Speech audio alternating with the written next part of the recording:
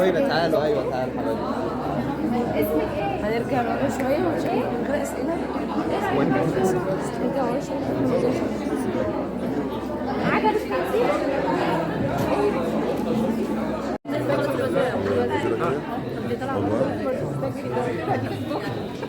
لا لا محمد استنوا بيصوروا. صور زينة. صور.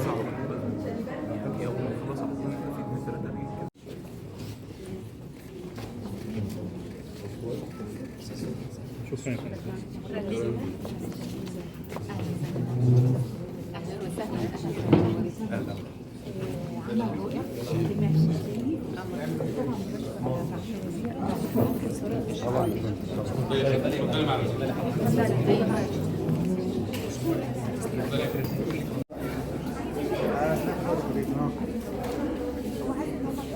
لا انت حبيبي. لا انت شفت اخدها معاك اخد واحده عشان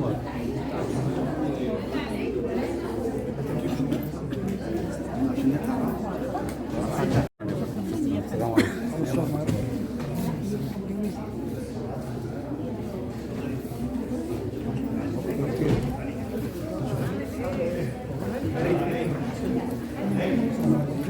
لسه بقول ما خدتش أستاذة زينة. صحفية في الوقت. كانت كلمتك رائعة جدا واحنا مبسوطين بك. نستغل ده ونتكلم عن قضايا مهمة وتوحد قضايا مهمة جدا. ميرسي جدا.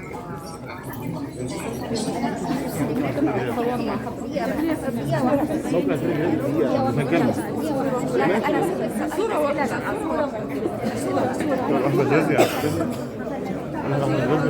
أسرة بتدعمهم، لازم المجتمع كله يدعم الأولاد زي الطفل اللي عندهم طفل توحد. أعتقد إن الدكتورة مايا مرسي والوزارة قايمين باللي عليهم بزيادة. أتمنى نكون إحنا كمان قدرنا نقدم نقطة مضيئة في الموضوع، وفاضل بس المجتمع.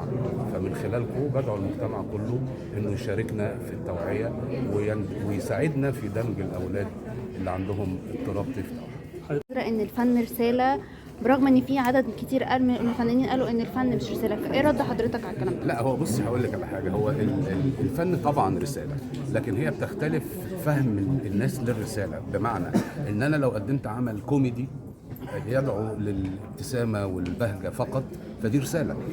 فالفكره بس الناس الامور مختلطه على بعضها. هي الرساله مش لازم تكون رساله تربويه، مش لازم تكون رساله بمناقشه قضيه. لو العمل عمل كوميدي وباحترام يعني، والغرض منه هو ادخال البسمه والبهجه والابتسامه على المشاهد، فدي رساله.